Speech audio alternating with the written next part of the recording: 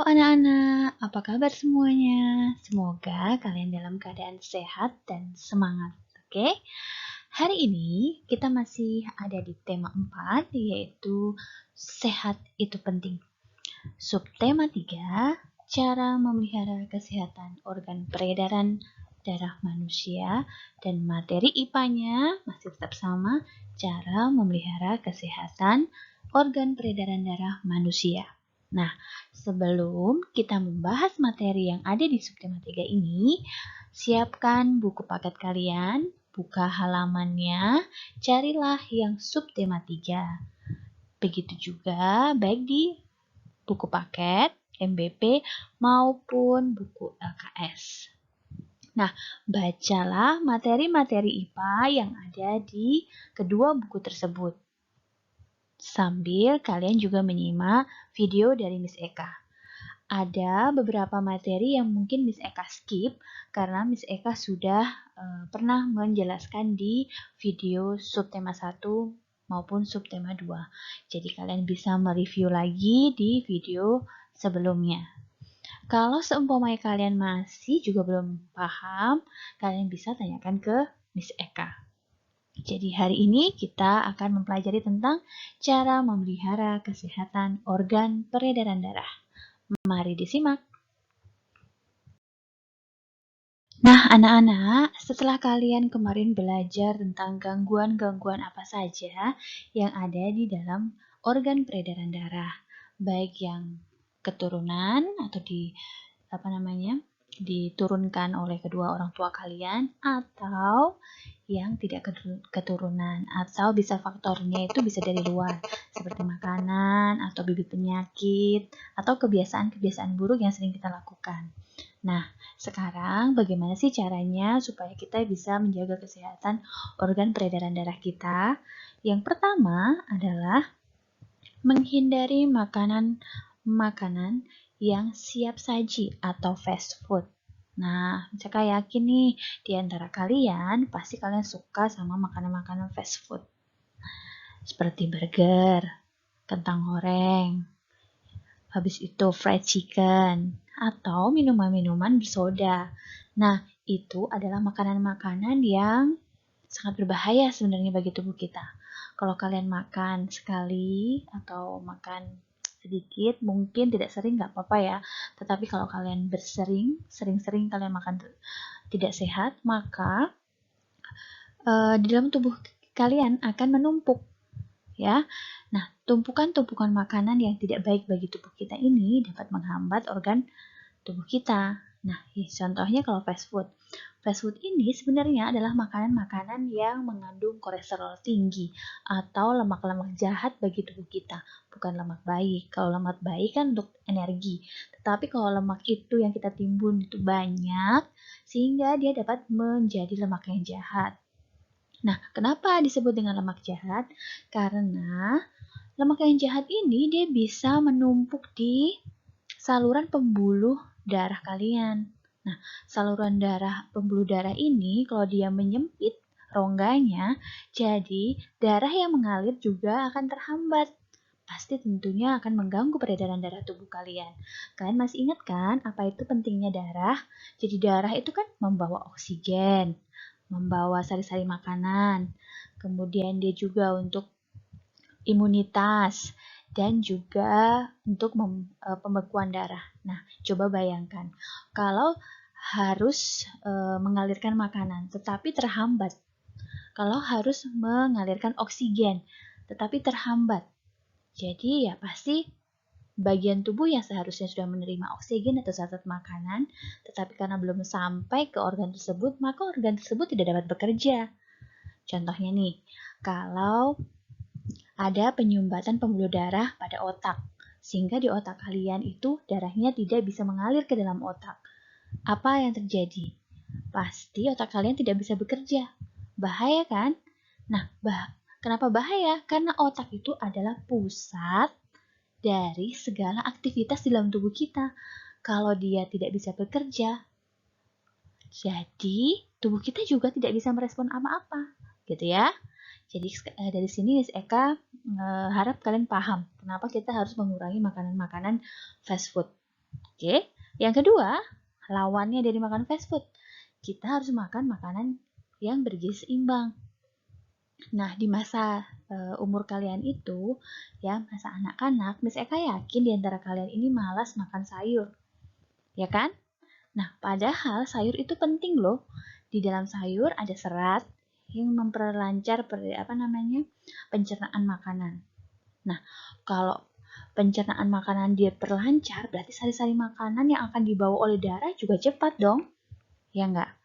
Nah, itulah manfaatnya kita makan makanan yang bergizi. Selain itu, di dalam makanan itu sayur, buah, susu, kemudian ada karbohidrat, ya. Itu penting dan tetapi harus seimbang juga. Nggak boleh makan, oh aku udah makan sayur, Miss, tetapi ternyata makan sayurnya sedikit. Ya nggak bisa. Banyakan nasinya juga nggak bisa. Jadi namanya makanan-makanan bergizi seimbang artinya gizi yang dibutuhkan oleh tubuh kita harus tersedia secara seimbang. Tidak boleh berlebihan dan tidak boleh kekurangan, gitu ya. Tuh.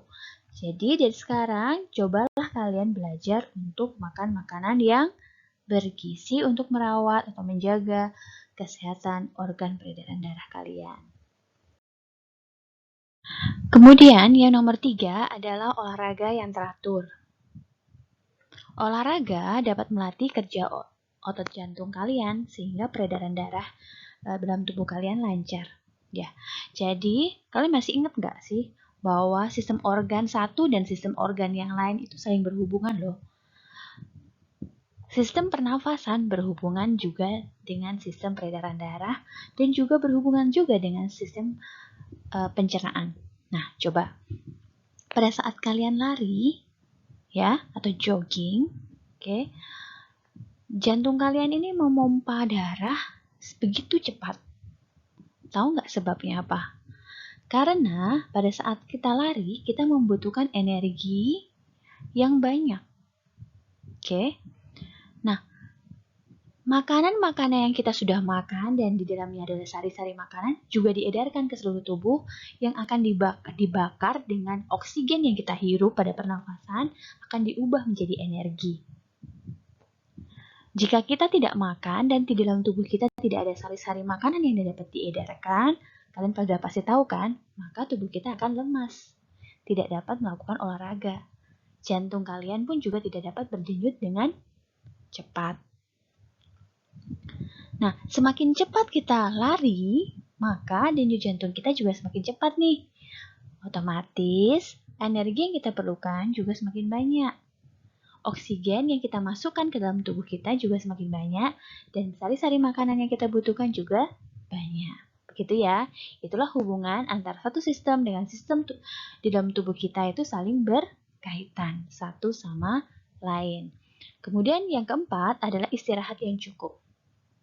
Jadi tubuh kita ini tak ubahnya sama seperti mesin. Jika mesin itu digunakan terus tanpa istirahat, maka mesin itu pasti akan rusak. Sama kayak tubuh kita, perlu istirahat. Perlu pada malam hari kalian perlu tidur. Kalau kalian begadang, Miss Eka yakin ketika besok pagi kalian bangun atau melakukan aktivitas, pasti tidak bersemangat. Nah, itu juga mempengaruhi jantung kalian dalam memompahkan darah. Karena tidak ada energi dalam tubuh kita, maka detak jantung kita juga lemah.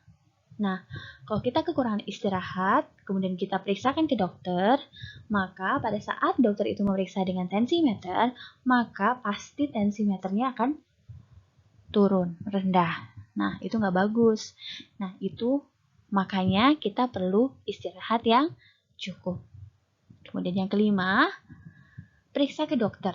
Walaupun kalian kelihatan sehat-sehat saja, tapi alangkah baiknya kalian memeriksakan ke dokter secara berkala. Artinya umpamanya 1 tahun sekali atau 2 tahun sekali atau per 6 bulan kalian datang ke dokter untuk memeriksakan tubuh kalian. Nah, kita kan nggak bisa tahu nih di dalam tubuh kita ada apa saja. Oh, kita punya kolesterol tinggi nih, kan nggak kelihatan dari luar. Kolesterol kita kelihatan tampak apa tidak. Nah, orang yang berkolesterol tinggi ini bukan berarti dari luar kelihatan gemuk saja ya. Bahkan kadang-kadang ya anak-anak, orang yang kurus juga, yang tampilannya kurus bisa juga terserang atau punya kolesterol yang tinggi. Jadi supaya kita meyakinkan diri kita, alangkah baiknya kita memeriksakan diri ke dokter, kita periksakan check up tubuh kita, apakah ada gejala-gejala penyakit dalam tubuh kita, gitu.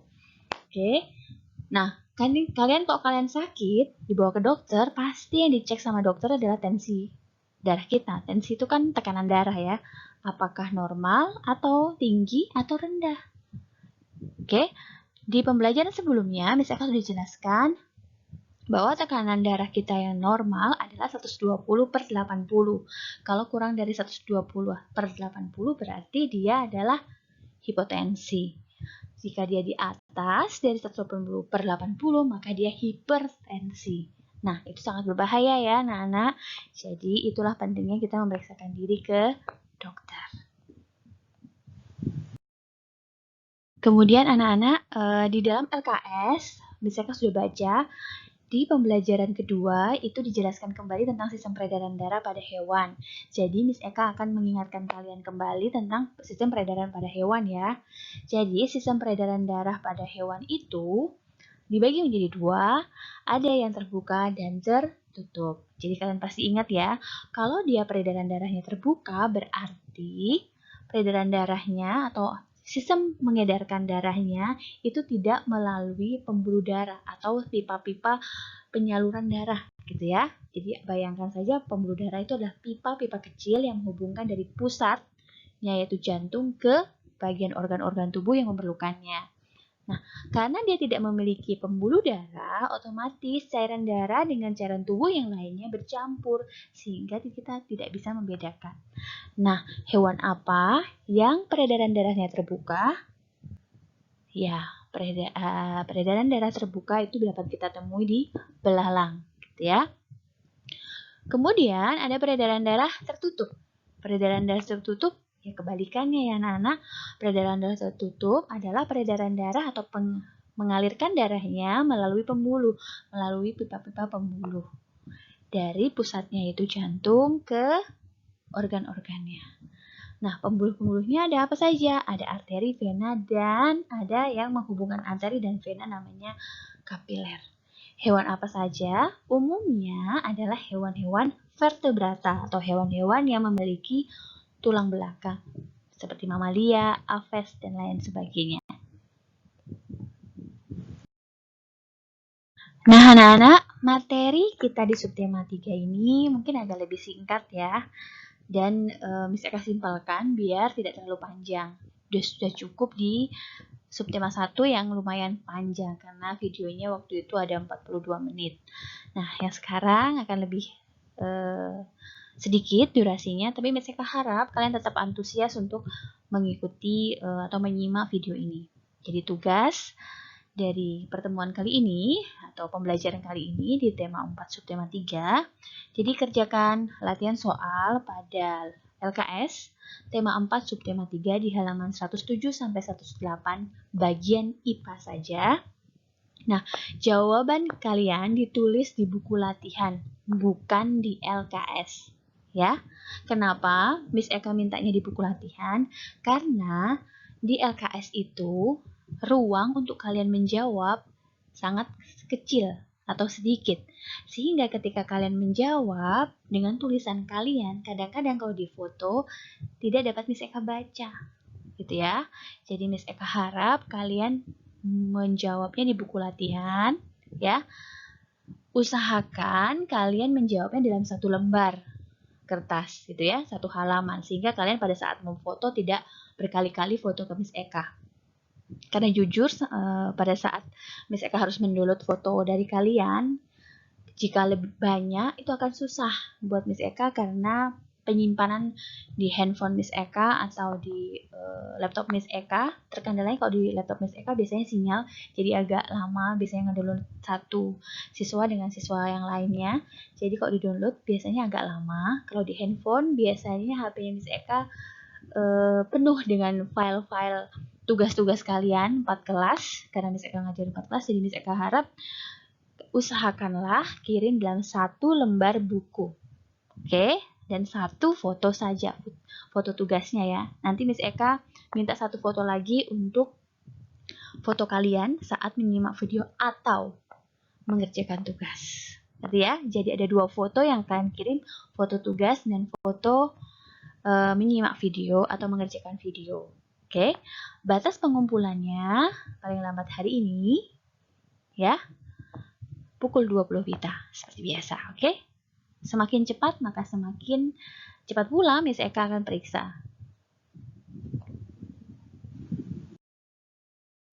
Cukup sekian video Miss Eka kali ini. Semoga videonya bermanfaat buat kalian dan membantu kalian memahami materi di buku. Semisal nanti kalian ada menemukan kekurangan atau ketidakpahaman, kalian boleh WA Miss Eka.